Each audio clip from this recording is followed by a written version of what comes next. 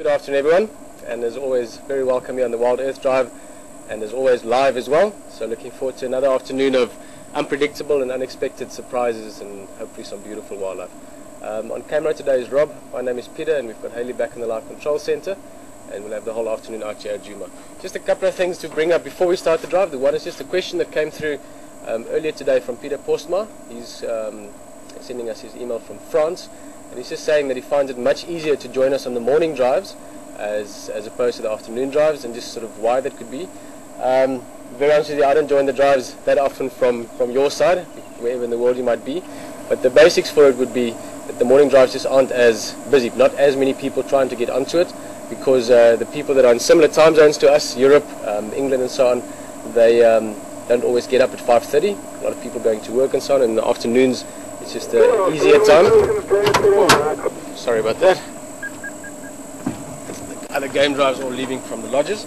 The other one is also that a lot of our American audience, North American audience, in other words Canada and the United States of America, are joining us more often in the afternoons our time because it's morning for them. So for those of you that are struggling to get on the afternoon, maybe try the mornings. 5:30 Central African time we go out, and it's a little bit easier to join us on the live part. Then the second thing, Graham Wallington, who's the sort of the father of Wild Earth, called earlier today. Just an interesting bit of news. A leopard that's been or used to be followed quite a lot by Kim Voliter, and in the southern areas of Sabistan towards Mala Mala, by the name of Chololo, passed away over the weekend, or end of last week, within the last week.